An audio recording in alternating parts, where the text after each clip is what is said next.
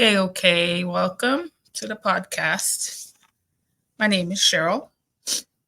I am a critical care nurse of 20 plus years or more, and I'm here to talk about intubation and extubation, which is a topic that you will, or an event that you will most likely see in the critical care setting. All right. Intubation and extubation are medical procedures that help to protect and maintain the airway in patients who require it. The indications of intubation include protecting the airway in patients with facial trauma or burns, treating hypoxemia in patients with pneumonia or acute respiratory distress syndrome, and allowing the removal of secretions in patients. Patients who require intubation may have symptoms such as tachypnea, dyspnea, sweating, and tachycardia. The decision to intubate depends on three basic questions: whether there is a failure of the airway maintenance or protection, whether there is a failure of oxygenation or ventilation, and whether there is an anticipated need for intubation. Clinical assessment involves monitoring the vital signs, respiratory and mental status, and the patient's comorbidities. Nursing considerations include maintaining the airway, checking PO status, and ensuring functioning suction. The intubation process involves preparation to maximize the chances of success on the first attempt, pre-oxygenation, administering medications such as etomidate and succinylcholine, and confirmation of placement. After intubation, hypotension and agitation are common complications that need to be addressed. Criteria include airway protection, reasonable vent settings, and relative hemodynamic stability. The extubation process involves suctioning, deflating the cuff, instructing the patient to cough, and removing the ET tube in one smooth motion. Complications post-extubation include stridor, failure to oxygenate or ventilate, and hemodynamic compromise. It is important to note that reintubation is required in 12 to 14% of patients who undergo planned extubation within 48 to 72 hours, with risk factors including a weak cough, frequent suctioning, rapid shallow breathing, and positive fluid balance. Post-extubation management includes suctioning, bronchodilator therapy, and pulmonary toilet.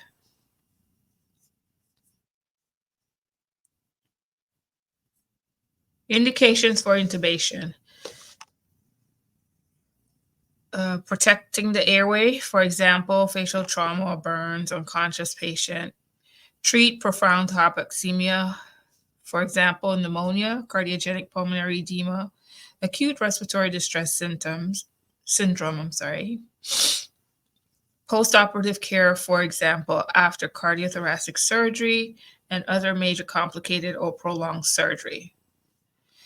Allow removal of secretions, for example, myasthenia gravis, Guillain-Barré syndrome. Rest exhausted patients, for example, severe asthma. Avoid or control hypercapnia, for example, in acute brain injury, hepatic coma, chronic obstructive airway disease.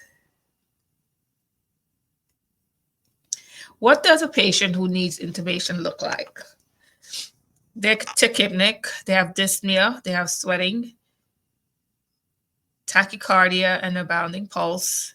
They may be agitated, restless, diminished consciousness, unwillingness to lay flat, use of accessory muscles, abdominal paradox when the abdomen moves inward during inspiration,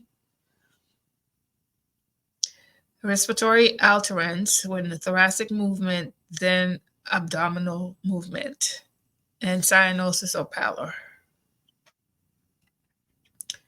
Three basic questions. Is there failure of the airway maintenance or protection? Gag reflex versus swallow. Swallow indicates higher brain function. Pooling secretions, you intubate. Flaccid upper airway musculature, that's an intubation reason. If they can tolerate an oral airway, they need intubation. Clear, coherent speech is a good indication of a patient and protected airway and a reassuring sign the airway is not in imminent danger. So your patient has to be pretty much alert and able to control their secretions. To not be intubated. 3 basic questions. Here's the next one. Is there failure of the oxygenation or ventilation? Is there hypoxia? With hypoxia, they could be restless and agitated. You can have cyanosis, somnolence, obtunded, ventilation, hypercarbia, respiratory acidosis leading to lethargy, somnolence, or obtunded, or being obtunded.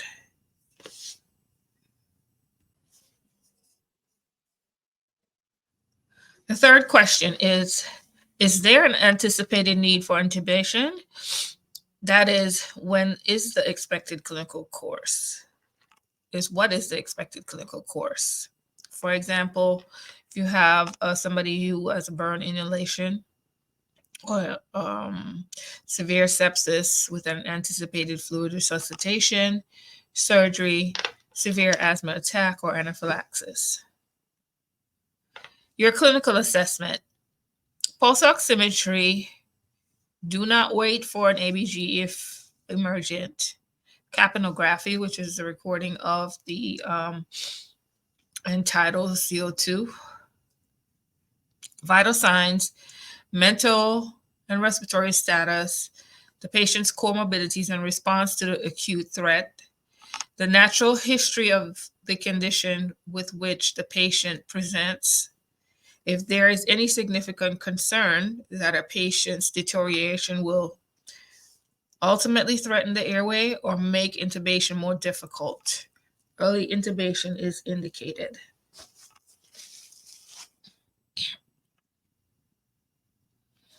Nursing considerations. Airway. Titrate the O2 to use a bag mask if needed. Check the PO status, NG to suction if applicable, functioning and vigorous suction. So all those things have to be in place before you attempt to intubate somebody. The intubation process. An important goal of preparation is to maximize the chances for successful intubation on the first attempt. Studies suggest that the risk of an adverse event during tracheal intubation, example, aspiration, hypotension, esophageal intubation, and I've seen that before, increases substantially with the number of attempts. As an example, one retrospective emergency department study of 1,828 intubations reported that 14% of patients intubated on the first pass experienced an adverse event compared to 47% of those intubated on the second attempt. Okay, so the anesthesiologist or attending fellow is the airway manager. This is the person that orders medications and performs the procedure. The respiratory therapist is responsible for the ventilator, checking the equipment, applying cricoid pressure, and securing the ET tube. The registered nurse is responsible for the suction, the medications, and the vital signs. Now, in your institution, there may be some overlap to this, so please just follow your policies and procedures according to your center. Pre-oxygenation, you use the bag mask valve or the bag, the ambu bag. The head of bed needs to be 20 degrees for a healthy 70 kg person. Maintain the O2 sat over 90% for at least 8 minutes. Obese or unhealthy people, you could maintain the sat for 3 minutes. Common medications that you use during intubation: etomidate and succinylcholine, short for SUX, and propofol. Rapid sequence intubation, or RSI, is the virtually simultaneous administration of a sedative and a neuromuscular blocking or paralytic agent to render a patient rapidly unconscious and flaccid, to facilitate emergent endotracheal intubation and to minimize the risk of aspiration. Pre-oxygenation is required to permit a longer period of apnea without clinically significant oxygen desaturation. Bag mask ventilation is avoided during the interval between drug administration and endotracheal tube placement, thereby minimizing gastric inflation, and reducing the risk of aspiration. The goal is to achieve intubation level paralysis and sedation 45 to 60 seconds after the drugs are given by the IV push. Confirmation is with the end-tidal CO2, auscultation, and a chest X-ray. Securement is with the brand name. The commonly used brand is the Hollister or tape. Tape is less recommended, but you may see that.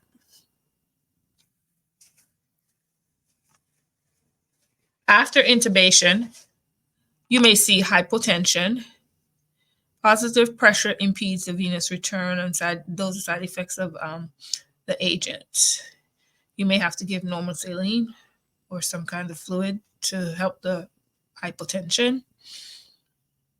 You may see agitation, so especially if the person had an altered mental status prior to the intubation, they may get agitated. So you want to sedate them. And then you want to assess for the effect of the sedation. You maintain their airway by suctioning, oral care, VAP prevention, which is ventilator-associated pneumonia prevention.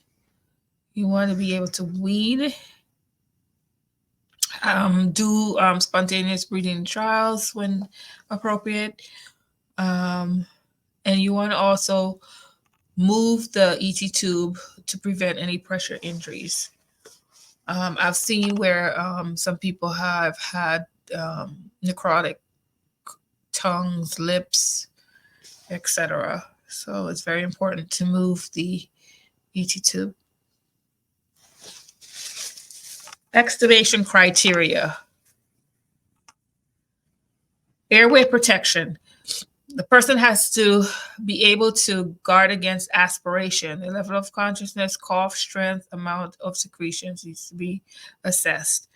Reasonable vent settings. They should have a FiO2 of less than 50, a PEEP of less than 8, and ineffective cough was the strongest predictor of extubation failure and requirement for reintubation within the next 7 days. Additional risk factors included abundant secretions and duration of mechanical ventilation greater than 7 days. The other criteria is relative hemodynamic stability. Person should be on minimal vasoactives. The other criteria is weaning trials, CPAP versus pressure support, either one that's more tolerable for the patient. Evaluate respiratory effort and O2 sats and tidal volumes during the renin trials. The patient should be in high fowlers. They should have oral suctioning or ET tube suctioning and ET tube suctioning, because a lot of times they have oral secretions as well.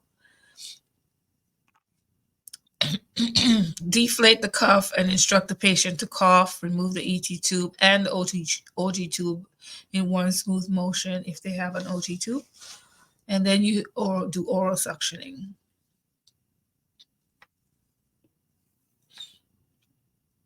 Complications post-extubation.